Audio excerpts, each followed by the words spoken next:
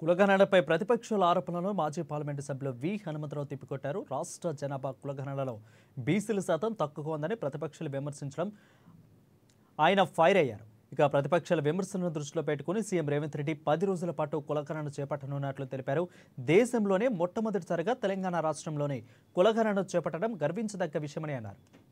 ఇక మొన్న జరిగిన కులగణనలో కొంతమంది కుటుంబ సభ్యులు లేకపోవడంతో సమాచారం పూర్తిగా రానందున తిరిగి మళ్లీ ప్రారంభించడం జరుగుతుందని ఆయన స్పష్టం చేశారు.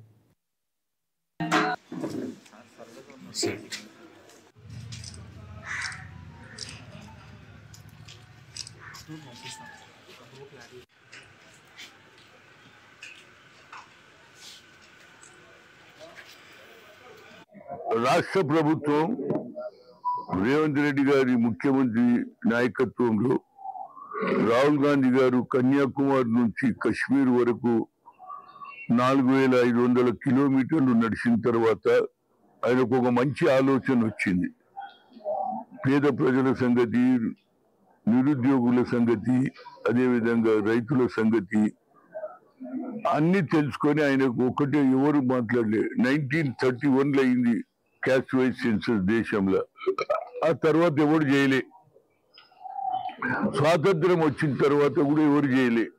కానీ రాహుల్ గాంధీకి ఒక ఆలోచన వచ్చింది, తప్పనిసరిగా కింది స్థాయిలో బడుగు బలైన వర్గాలు కానీ, ఎస్సీలు కానీ, ఎస్టీలు కానీ, బీసీలు కానీ, మైనార్టీలు కానీ ఏ విధంగా వాళ్ళ జీవితాలు గడుపుకుంటున్నారని ఆలోచన చేసి ఎక్స్రే అన్నాడు.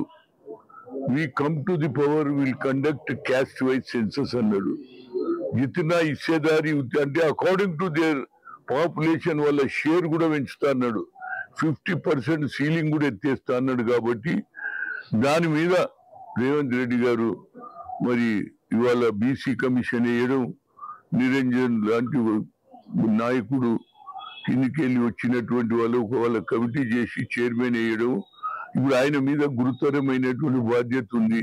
కనుక ఆయన ఇవాళ ఏదైతే